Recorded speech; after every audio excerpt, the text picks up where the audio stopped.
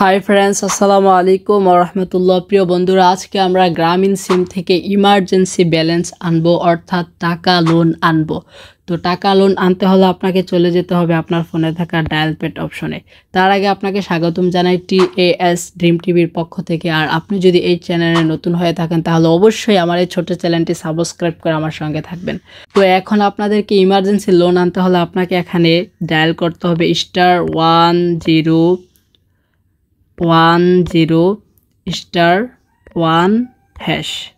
তো এই কোডটি লিখে আপনারা আপনাদের ফোনে ডায়াল করবেন গ্রামীণ সিমে। তো প্রিয় বন্ধুরা, আমার সিম হচ্ছে রবি সিম, আমি এখন ডায়াল করতে পারবো না, ডায়াল করলে কিছু হবে না। তো আপনারা ডায়াল করুন।